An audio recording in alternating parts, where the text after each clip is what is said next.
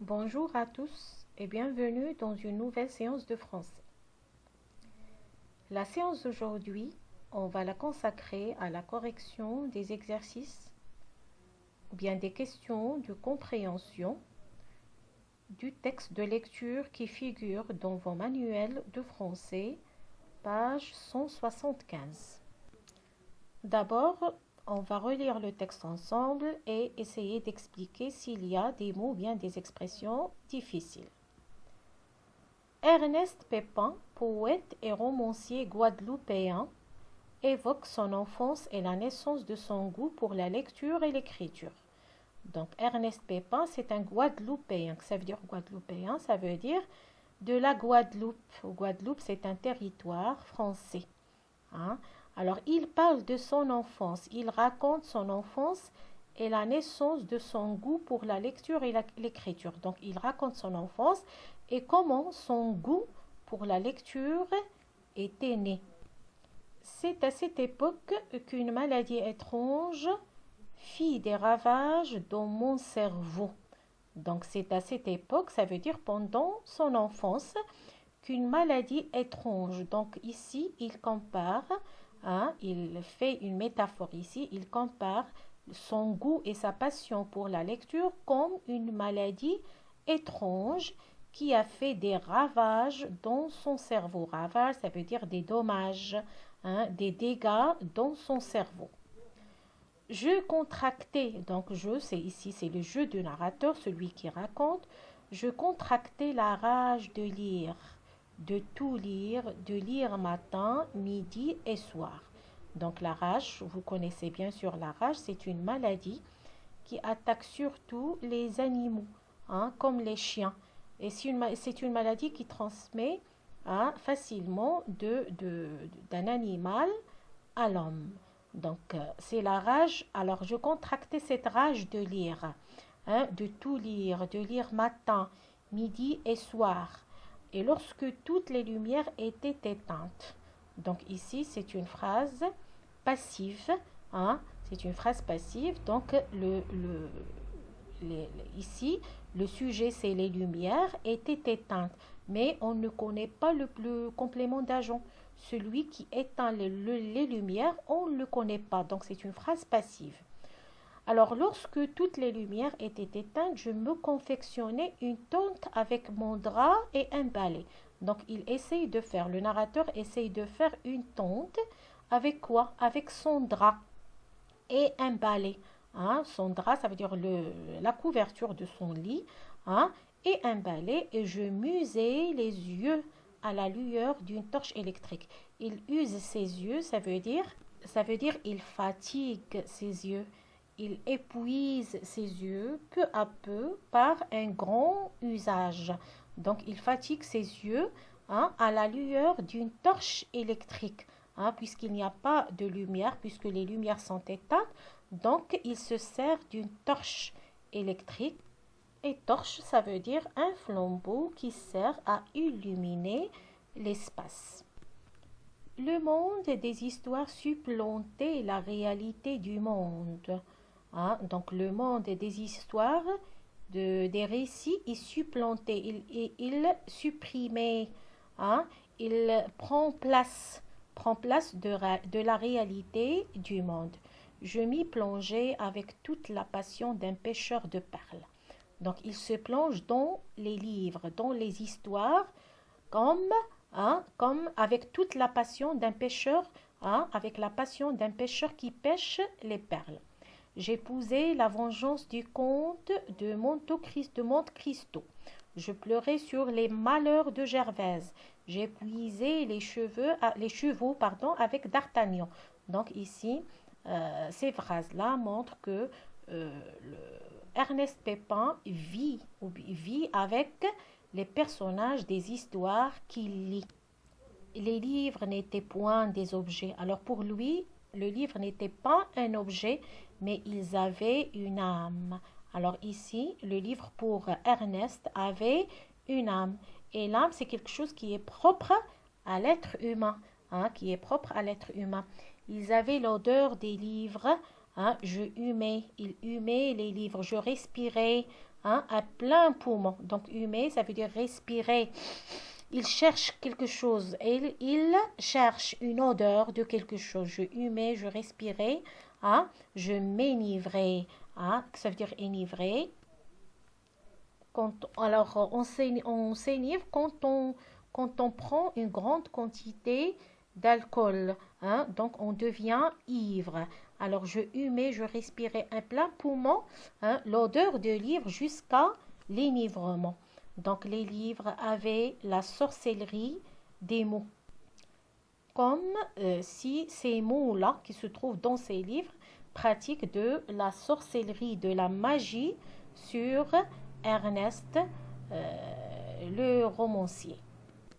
Donc, ce texte est un extrait de Coulée d'or de son écrivain Ernest Pépin. Et on passe à la première question. Donc, quel est le statut du narrateur? Justifiez votre réponse. Donc, on peut dire que le narrateur est à l'intérieur de son récit.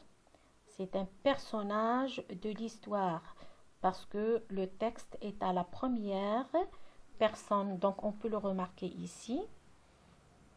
Alors, c'est à cette époque qu'une maladie étrange fit des ravages dans mon cerveau. Hein? On peut trouver aussi hein, la première personne toujours. Alors, je me confectionnais, je musais, je m'y plongeais, hein? J'épousais. Alors, l'utilisation de la première personne de singulier montre très bien que le narrateur est un personnage de l'histoire. Nous passons maintenant à la deuxième question. À quel genre littéraire ce texte appartient-il? Justifiez votre réponse en vous appuyant sur le texte, le paratexte et la réponse précédente. Donc, le texte, c'est bien clair. Le paratexte sont tous les éléments hein, qui entourent le texte. S'il y a un titre, le chapeau, la source, l'auteur et ainsi de suite. Et bien sûr, la réponse précédente, ça veut dire le statut du narrateur. Alors, ce texte-là est le début d'un roman autobiographique. Hein? Qu'est-ce que ça veut dire un roman autobiographique? On a déjà vu.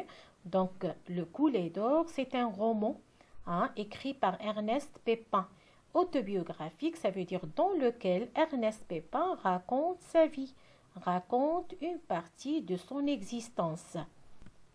Aussi, dans cette introduction-là, dans ce chapeau-là, Ernest Pépin, poète et romancier guadeloupéen, évoque son enfance. Donc, à partir de cette introduction, on peut dire que dans ce récit-là, que le narrateur l'auteur plutôt, va évoquer, va raconter son enfance et la naissance de son goût pour la lecture et bien sûr l'écriture. Donc, on sait déjà que dans le texte, l'auteur va raconter une partie de son existence. Il va raconter son enfance. Donc, c'est un roman autobiographique.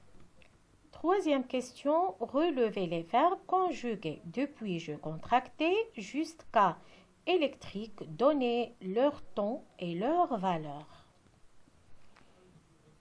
Donc, on va lire ensemble de je contracté jusqu'à électrique. On va essayer de relever les verbes, le ton de chacun et le ton et la valeur de chacun d'eux. Alors, je contracté, le premier verbe, je contracté. Je contractais la rage de lire. Alors, quel est le ton de ce verbe-là? Alors, on peut remarquer que le ton de ce verbe-là est le passé simple. Quelle est sa valeur? Donc, la valeur ici, c'est il exprime une action soudaine, une action inattendue.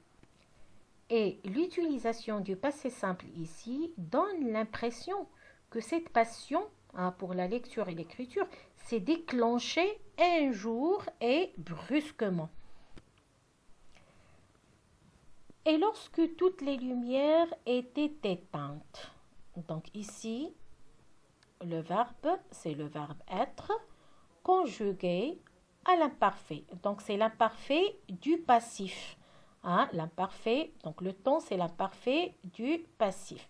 Alors, qu'est-ce qu'il exprime ici? Il exprime que les lumières sont éteintes malgré l'auteur. Quelqu'un, ça veut dire quelqu'un d'autre éteint les lumières. Donc, l'imparfait du passif montre que c'était malgré l'auteur. C'était pas lui qui a voulu éteindre les lumières. Je me confectionnais, un autre verbe à l'imparfait. Je me confectionnais une tente avec mon drap et un balai. Et je m'usais les yeux. Donc, il faisait une tente et il usait ses yeux à la lueur d'une torche électrique. Donc, confectionner et muser. Le temps, c'est l'imparfait. La valeur, quelle est la valeur de l'imparfait ici? Donc, la valeur, l'imparfait montre ici que les actions sont répétitives. Les actions se répètent chaque jour. Il faisait les mêmes gestes tous les soirs. Ça veut dire confectionner une tente, user ses yeux.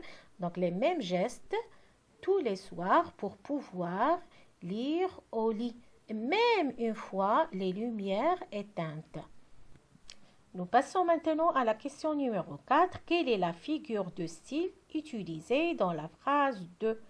Quel effet produit-elle? Donc la deuxième phrase dans le texte commence ici. Je contractais la rage de lire, de tout lire, de lire matin, midi et soir. Donc la figure de style utilisée ici, c'est la métaphore. Donc la métaphore, c'est une comparaison. Il compare deux choses. La métaphore, c'est quoi? C'est une comparaison quand on compare deux objets, deux choses, deux éléments sans outil de comparaison. Ça veut dire qu'il n'y a pas d'outil de comparaison. Alors, qu'est-ce qu'il compare l'auteur ici? Qu'est-ce qu'il compare? Donc ici, l'auteur compare ce besoin de lire, sa passion et son goût pour la lecture à une maladie qui est contagieuse, à une maladie qui est très dangereuse, à une maladie qui ne le lâche pas. Donc cette métaphore montre que l'auteur Ernest était très attaché à la lecture et à l'écriture, comme s'il était attaché à une maladie. Et je passe maintenant à la cinquième et la dernière question. Je humais, je respirais à plein poumon, je m'enivrais. Quel est le sens des deux premiers verbes? Comment nomme-t-on en vocabulaire des mots proches de sens? Donc, je humais, je respirais. Bien sûr, sans doute, vous avez cherché dans le dictionnaire et vous avez trouvé que les deux mots ont à peu près le même sens. Ça veut dire sont deux synonymes. Sont deux synonymes. S'enivrer, ça veut dire c'est quelqu'un qui peut se rendre ivre. Et ces deux verbes humer et respirer nous font comprendre plutôt que l'odeur du livre est un plaisir pour le narrateur, pour l'auteur plutôt, qui est lui-même le narrateur. Donc c'était pour lui un plaisir. Il cherche quelque chose, il cherche cette odeur, cette bonne odeur qu'il aime bien. Donc je hume, je respire. Donc font comprendre que l'auteur, bien l'odeur du livre est un plaisir qui peut aller graduellement jusqu'à l'enivrement. Cette odeur-là peut rendre l'auteur ivre.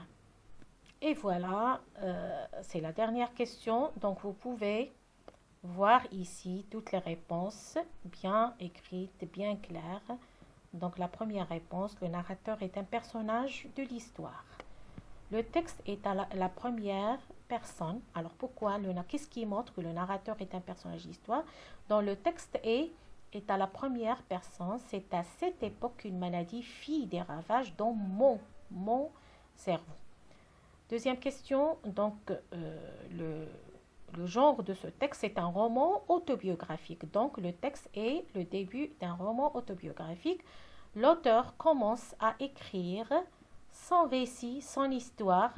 L'introduction ou bien le chapeau présente l'auteur et indique qu'il va évoquer son enfance. Donc, on peut savoir cela à partir des éléments paratextuels du texte. Troisièmement, les verbes sont, alors en général, la question c'était relever le verbe dans une partie, dans un passage. Donc, tous les verbes sont au passé. Donc, on a trouvé le passé simple, je contractais, qui exprime une action soudaine, inattendue, et l'utilisation de ce passé simple donne l'impression que cette passion s'est déclenchée un jour brusquement. On a trouvé même l'imparfait, je me confectionnais, je musais. L'imparfait ici a une valeur répétitive. Cela montre que l'auteur faisait les mêmes gestes tous les soirs pour pouvoir lire au lit, même une fois les lumières sont éteintes. On a l'imparfait du passif était éteinte, ça veut dire quelqu'un d'autre qui a éteint les lumières montre que cet acte se faisait par quelqu'un d'autre et malgré lui, ça veut dire malgré l'auteur. Quatrièmement, je contractais la rage de lire est une métaphore, ça veut dire l'auteur a comparé son goût pour la lecture, ce besoin de lire à une maladie qui est dangereuse, qui ne le lâche pas, cette maladie qui ne le lâche pas. Cinquièmement, les deux premiers verbes, je humais, je respirais, sont presque synonymes. Alors le verbe humer nous fait comprendre que l'auteur du livre, l'odeur, c'est pas l'auteur, l'odeur du livre est un plaisir qui peut aller graduellement jusqu'à l'enivrement. Donc, c'est la fin de notre séance aujourd'hui. Merci, à bientôt.